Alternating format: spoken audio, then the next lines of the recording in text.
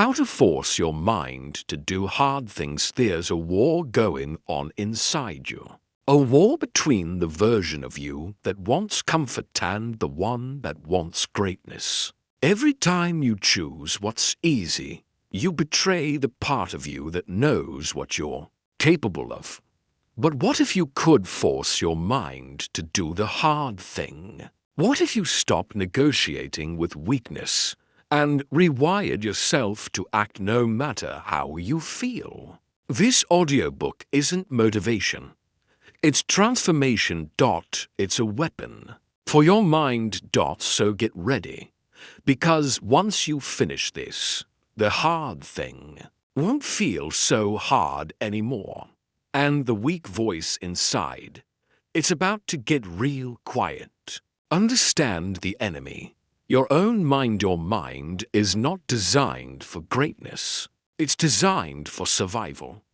That's a truth most people never understand, and even fewer accept. You see, the human brain, in its raw and ancient form, isn't here to help you chase your highest potential. It's here to keep you safe. Safe from danger. Safe from discomfort. Safe from anything unfamiliar or uncertain. And that very mechanism, the one that helped our ancestors avoid lions and starve off. Danger is the same force sabotaging your growth today. When you wake up and feel resistance to getting out of bed. When your body wants to avoid the gym, or your mind starts justifying why you can skip the work, the call, the grind. It's not because you're lazy. It's because your brain thinks it's protecting you from stress, from failure, from the unknown. But the hard truth is that protection is actually a prison. We've been trained to believe that thoughts are commands, that every emotion we feel must be honored. But that's the trap. Your first thought, the one that says, "I can't, I'm tired, not today," is not truth. It's just the voice of a nervous system that doesn't want to evolve. Your brain is whispering lies in the voice of comfort. And the more you listen to it, the further you drift from the person you're meant to become. The default setting of the mind is comfort. It doesn't want greatness. It doesn't want discomfort, challenge, or change. Because every time you chase the hard thing, your brain senses risk. It senses potential pain. It senses energy that must be spent, and it resists that with everything it has. That's why the hardest part of any workout is putting on your shoes. The hardest part of any goal is showing up. Because your mind is working overtime to convince you to stay where it's safe. Even if safe means staying stuck. You have to understand, your brain is ancient. It doesn't understand that your version of danger isn't a tiger in the woods anymore. It's a tough conversation, a difficult habit, or a bold decision. It responds to all of it the same way. Avoid, retreat, run. But here's the good news. You don't have to obey it. You can train your mind. You can rewire your response. But first you must stop trusting your thoughts as truth. Not every thought is a fact. Not every feeling deserves to dictate your future. The real power begins the moment you separate who you are from what your mind says. Most people never learn how to do this. They become slaves to the comfort-seeking voice in their head. They build entire lives around avoiding friction. And in the process, they build regret. But the people who rise, the ones who grow, who dominate, who lead, they do it not because they feel fearless, but because they understand the enemy. They expect resistance. They know that weakness will knock every single day, and they're ready to fight it. When you accept that your brain is not built for greatness, you can finally stop being surprised when things feel hard. That resistance isn't failure. It's a signal, a sign you're moving in the right direction.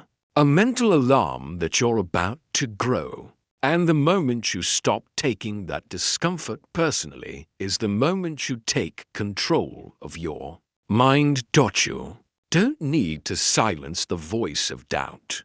You need to stop listening to it. That voice will always be there. It's part of the system. But now, you know what it is. It's not weakness. It's not truth. It's just biology. And biology doesn't get to decide who you become. Pain is the price of power. There is a truth that most people spend their entire lives running from. Everything you want exists on the other side of pain. Not chaos, not suffering for the sake of misery, but discomfort, the kind that stretches you, breaks the old version of you, and demands more than you think you have. Pain is not your enemy. In fact, it's the very thing that builds you. It is the price you must pay to earn strength, clarity, discipline, resilience, and transformation. There's no shortcut, no way around it. If you want to become more, you have to be willing to endure more. Most people pray for their goals to get easier. They hope their path will be smooth. They want the weight to feel lighter, the fear to fade, the mountain to shrink. But nothing changes when life gets easier. Change only comes when you get stronger. And strength is born in pain, in resistance. In the exact moment when every part of your body wants to quit, but your soul stands up and says, "Not today." You have to stop looking at pain like it's a punishment. That mindset will keep you trapped, because every time life pushes back, you'll start to believe something is wrong. You'll flinch. You'll retreat. You'll think the discomfort is a signal to stop. But it's not. It's a signal that you're exactly where you need to be. You don't build muscle without tension. You don't build character without pressure. And you don't build a meaningful life without sacrifice. Reframe it. Pain is a gift. It's a teacher. It's feedback from the universe that you're stepping beyond who you were. The struggle means you're in motion. The resistance means you're not asleep anymore. You've chosen to confront the part of yourself that's been hiding behind excuses, distractions, and false comfort. You've chosen the hard thing that matters more than anything else. And understand this. The pain of doing the work will never be greater than the pain of regret. You can avoid the hard thing today. You can skip the gym, put off the dream, delay the difficult conversation. But that temporary relief comes with a cost. It compounds, and one day, when it's too late to go back, you'll feel the weight of what you could have been. That's the pain no one talks about, the silent, slow erosion of your potential. That's the kind of pain that haunts people, that keeps them up at night. And it's a pain you can choose to avoid by embracing the discomfort in front of you now. You have to make peace with this. Growth is not supposed to feel good in the moment. It's supposed to challenge you, break you open. It's supposed to tear down the lies you tell yourself and rebuild you with truth. Every hard thing you endure is shaping something inside you that no one can see, not your appearance, not your resume, not your social feed, but your character. And that is the only thing that truly carries you when everything else falls apart. Think of every great figure in history, every warrior, creator, leader. Builder, none of them became who they were by staying comfortable. They walked through fire. They stared down fear. They endured because somewhere deep in their soul, they knew pain is the currency of greatness. It's what you trade in exchange for real growth. Not the appearance of progress, but actual transformation, lasting change, true power. You are not broken because things are hard. You are not weak because you feel pain. You are human. But inside that humanity is a will, a spark, a force that refuses to die. And every time you feel the pain and keep going anyway, you feed that fire. You sharpen your edge. You separate yourself from the crowd. You become something different, something unstoppable. Stop negotiating with yourself. There comes a moment in every person's life when they must decide who's really in charge, the version of them that wants comfort or the version that wants purpose. And the battle between the two doesn't happen once. It happens every single day, often in silence, behind closed doors, in the smallest, most forgettable decisions. And this is where most people lose, not because they're weak, but because they keep negotiating with themselves. They make deals with the part of them that always wants less effort, less struggle, less discomfort. But here's the truth. The moment you start negotiating, you've already lost. When the alarm goes off at 5 a.m. and your mind starts whispering, just 10 more minutes, that's a negotiation. When it's time to work out and you start convincing yourself you'll do it later, that's a negotiation. When you know you need to make that call, write that page, show up for that meeting, have that tough conversation, but you let your emotions decide whether you feel like it or not. You've entered into a negotiation with the part of you that doesn't want to grow. The problem is when you give that voice even the smallest inch. It takes everything. Because the mind is always looking for an exit, it will always present the easier path. It will rationalize your excuses so well, you'll start to believe them. You'll call it self-care. You'll call it not the right time. You'll call it waiting for clarity. But all it really is hesitation in disguise. And hesitation is the enemy of action. Because hesitation creates space. And in that space, fear grows. The most powerful people in the world, not just athletes or CEOs, but people who follow through, people who execute, people who finish what they start. They don't negotiate with themselves. They decide, they commit, and then they act. No matter how they feel, no matter how loud the voice in their head screams for comfort. Their lives are not ruled by their mood. They are ruled by their mission. If you want to become someone who consistently does the hard things, you must remove choice from your discipline. You must eliminate the question, do I feel like it today? Because most days, you won't. But that doesn't matter.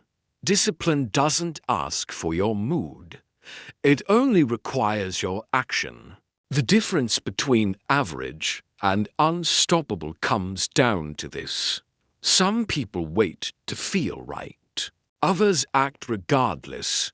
That's why routines matter. That's why pre-decided commitments matter. Because when you've already made the decision in advance, when your workout time, your deep work hours, your non-negotiables are built into your day. You don't waste energy debating whether or not to do them. You conserve willpower. You create clarity. You remove the friction of indecision, and over time, this creates something powerful: momentum. And let's be clear, momentum doesn't come from massive action once a week. It comes from consistent action every day, especially when it's hard, especially when you don't feel like it, because those are the reps that matter most. Not the ones you do when you're motivated, but the ones you push through when you're tired, uninspired, and full of doubt. That's where your edge is built. When you stop negotiating, you start owning your life. You become the kind of person who follows through, not because it's easy, but because it's who you are. And eventually, that identity becomes your reality. You begin to trust yourself. You begin to believe in your ability to endure. And belief, real belief, is born in the fires of discipline. Build mental calluses. The power of repetition. Most people underestimate how strong they can become. Not because they don't have the potential, but because they've never stuck with something long enough to see it. You don't become powerful by doing something once. You don't rewire your brain with a single moment of effort. Real strength, lasting, unshakable. Mental toughness is built the same way. Callus is built through consistent friction, through repetition, through doing the hard things so often that your mind stops resisting it. The first time you do something difficult, it hurts. The first workout burns. The first cold shower shocks. The first morning you get up early feels like war. But the more you do it, the less resistance you face. Not because the challenge disappears, but because you evolve. Your brain adapts. You stop flinching. You stop overthinking. You just show up and execute. That's how mental calluses are formed. Not by thinking about change, but by repeating the hard thing until it becomes normal. And this is where most people fail, not because they aren't capable, but because they expect to feel different too soon. They do the hard thing once or twice, and when it still feels uncomfortable, they assume it's not working. They assume they're not cut out for it. But discomfort isn't a sign of failure. It's a sign of growth in progress. Every repetition you do when you don't feel like it is another layer of armor on your mind. Discipline is not something you're born with. It's something you build. It's like any muscle. And repetition is the only way to grow it. It doesn't matter if you're starting from a place of weakness. It doesn't matter if you've failed 100 times before. What matters is this: you show up anyway, every day, especially when it's inconvenient, especially when no one's watching, especially when quitting would be easier. That's where the power is born. You have to stop waiting to be inspired. You have to stop relying on motivation to carry you. Because motivation is unreliable. It fades. But systems don't. Routines don't. Repetition doesn't care how you feel. It just builds, quietly, powerfully, over time. That's how warriors are forged, not by passion, but by pattern. By showing up on the days when everything inside you says don't. When you start doing small, hard things every single day, you change how your brain works. You rewire your response to discomfort. Instead of seeing challenge as a threat, you begin to see it as an invitation. Instead of flinching, you lean in. And this shift, this rewiring, creates momentum that cannot be faked. It gives you an inner confidence that only comes from doing the work. This is why repetition is more powerful than intensity. Anyone can go hard for a day. Anyone can hype themselves up for a week. But who are you when the emotion fades? Who are you when it's cold, when it's early, when the results aren't visible yet? That's where your identity is carved, not in the dramatic moments, but in the dull, repetitive, unseen effort. You don't rise to the level of your goals. You fall to the strength of your systems. And those systems are built through consistent repetition. You don't become mentally tough by avoiding pain. You become mentally tough by walking through it again and again, until what once broke you now builds you. The more you repeat the hard things, the less power they have over you. The fear shrinks, the resistance weakens, and one day, you look back and realize the thing you once hated has become part of who you are. That's not by accident. That's not luck. That's repetition. That's mental callous. That's real. Transformation. Create an identity that doesn't quit at some point. Effort alone won't be enough. Motivation will run dry. Discipline will feel heavy. And willpower, no matter how strong, will eventually wear down. When that moment comes, and it will come, the only thing that will keep you going is your identity. Not what you do, but who you believe you are. Because here's the truth most people never realize. You don't become consistent by forcing discipline every day. You become consistent by becoming the kind of person who doesn't quit. Identity is the foundation. It's the compass. It's the invisible script that determines your behavior even when your energy is gone. And your emotions are all over the place. You can try to change your life through action alone.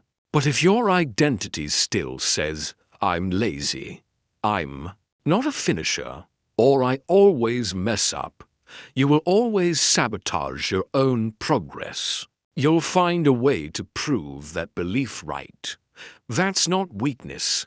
That's human psychology. That's why your number one mission has to be transforming how you see yourself. You don't just want to do hard things. You want to become someone who does hard things. You want it to feel natural, automatic, wired into your DNA. You want to reach a point where following through is not a question, but a reflection of who you are. This is what I do. I don't quit, not because it's easy, not because it always feels good, but because it's who you've decided to be. And that identity doesn't form overnight.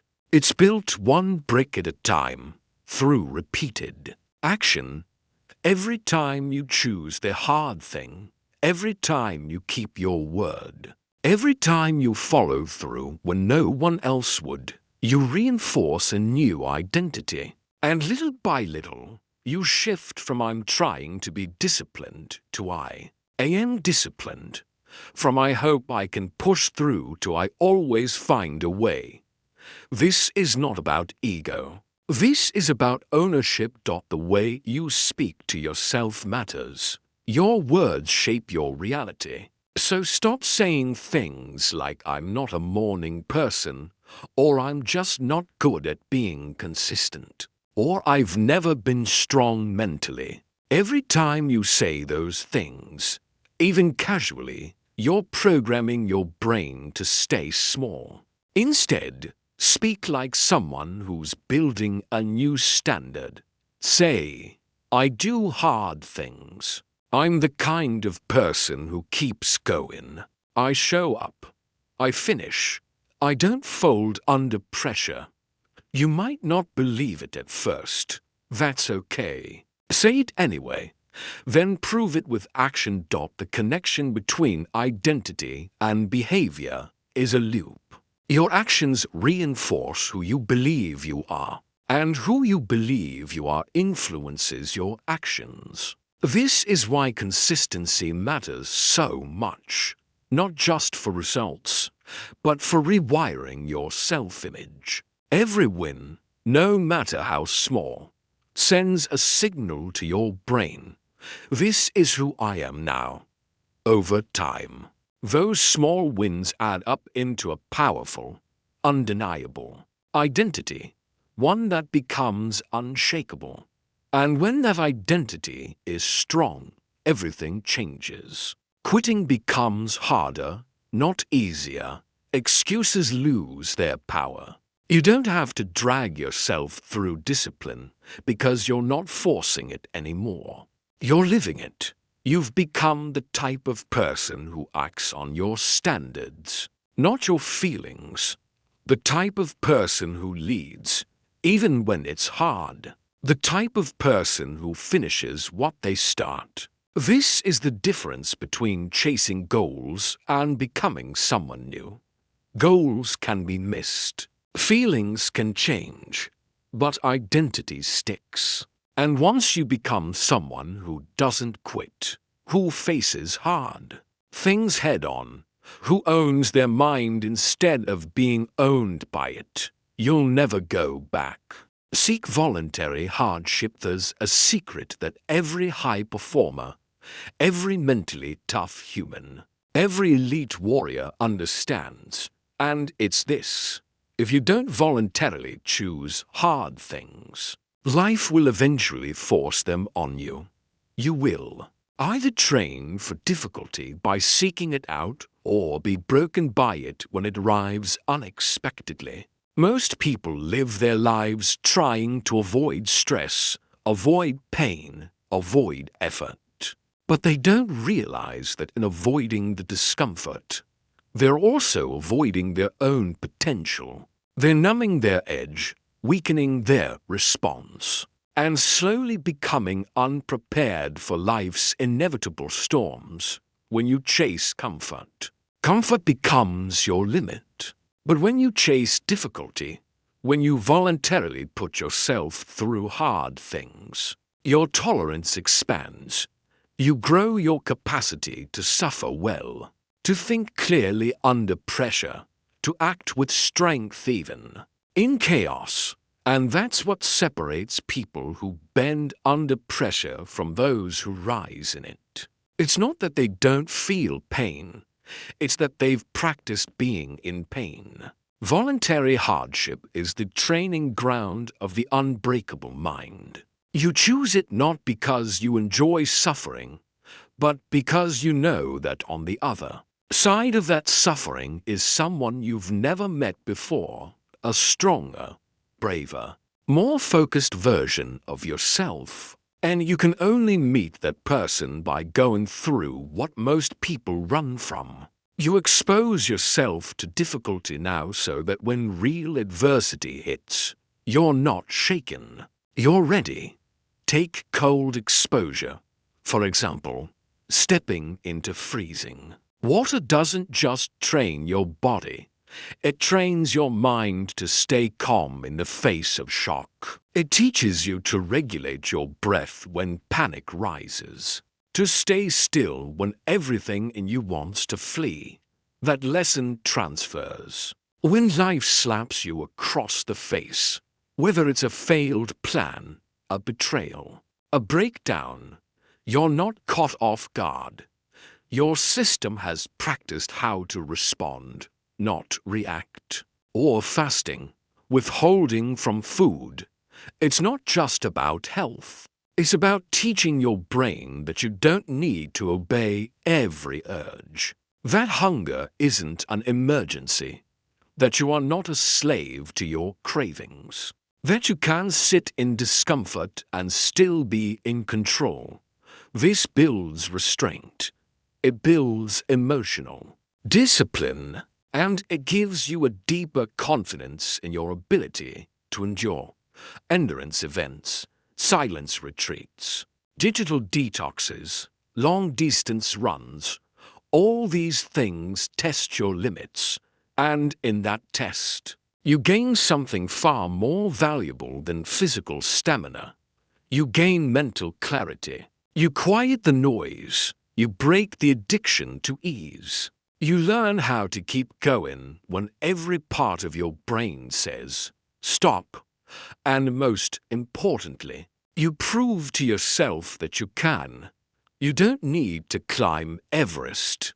It starts with choosing the stairs instead of the elevator, finishing the last rep even when you're shaking, sitting with your thoughts instead of drowning them in distraction, taking the harder path, the longer route, the tougher decision on purpose. Every day you choose difficulty, you sharpen the blade, and when you sharpen it daily, you're not just ready for battle. You become the battle. You become the person others turn to in crisis because you've trained in it. You become the leader in chaos because you've rehearsed it. You become someone who is at peace even in pain because you've walked through fire and found your center. This is not about becoming reckless. It's about becoming ready, voluntary. Hardship is how you meet your edge. And when you meet it, again and again, that edge starts to move. You expand what's possible. You rewire what you believe about yourself. And you become something most people never even get close to. Unshakable. The momentum loop. How to stay relentless of the biggest myths people believe is that success comes from some massive, heroic act, one bold move that changes everything overnight. But the truth is far less glamorous and way more powerful. Success is built on momentum. Quiet, steady, unstoppable momentum. And momentum doesn't come from motivation.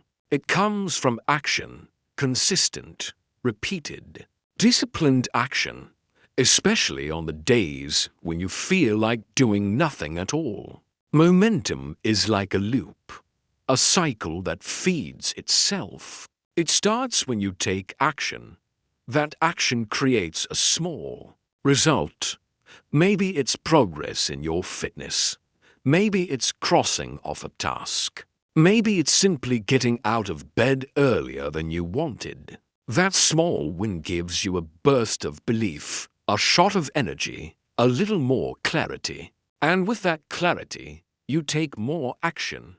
That second action builds on the first. And now, the loop is in motion.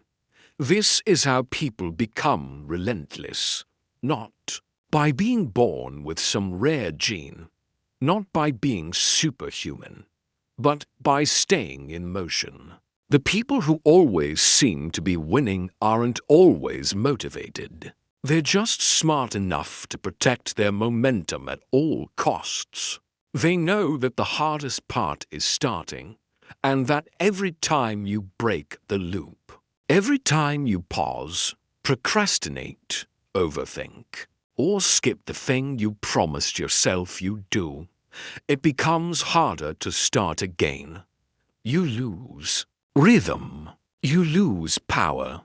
You lose confidence. Momentum builds identity. It creates a sense of purpose and self-respect. Every time you show up and take action, especially when it's hard, you reinforce the story that you are someone who follows through.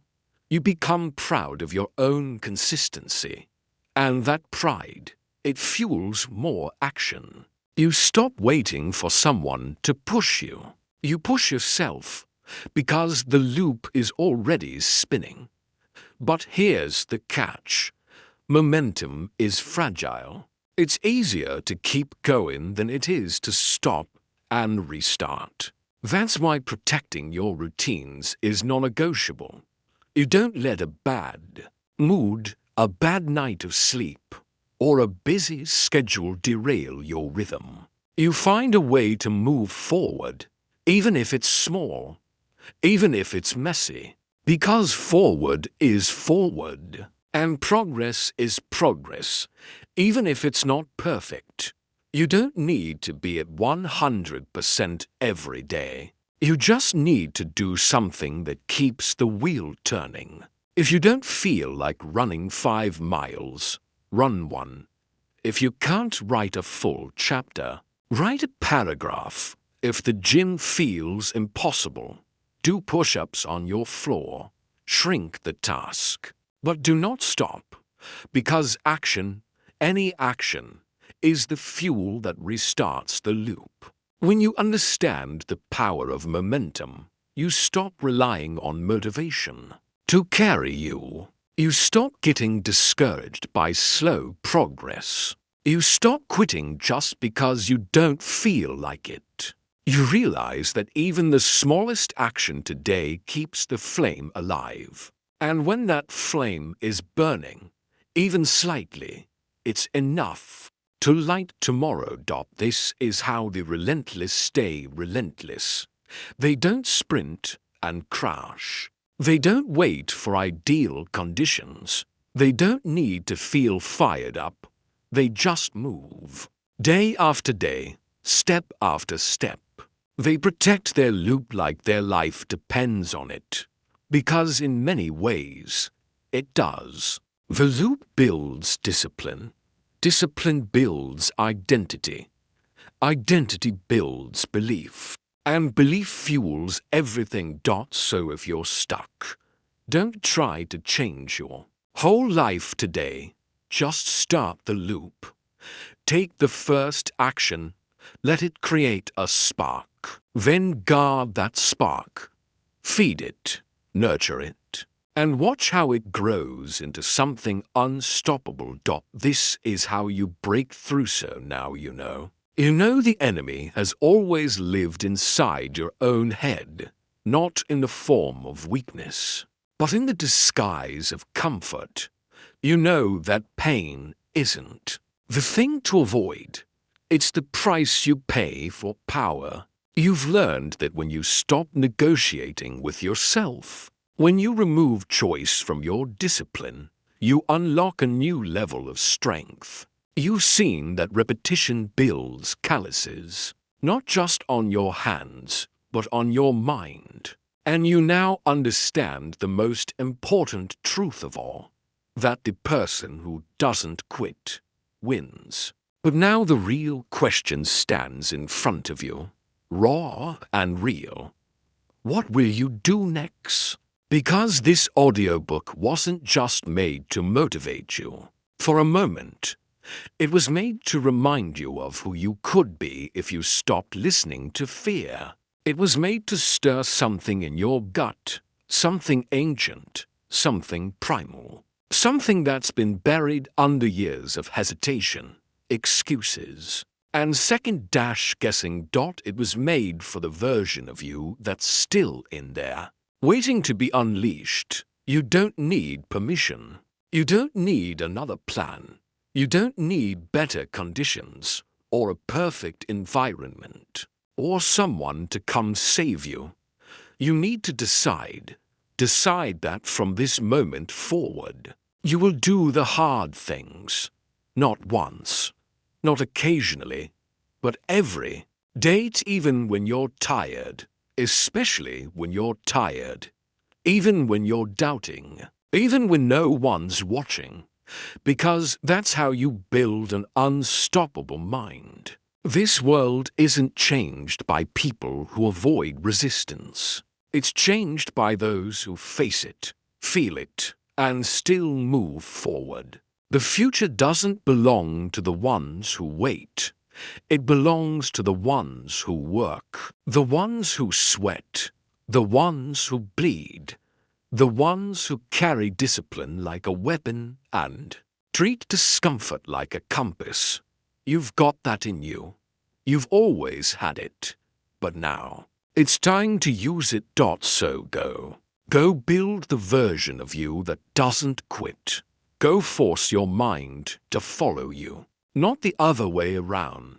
Go do what most won't, so you can live how most never will. And when it gets hard, and it will get hard, don't flinch, don't fold, don't run, stand up, speak like a warrior, act like a leader, live like a champion.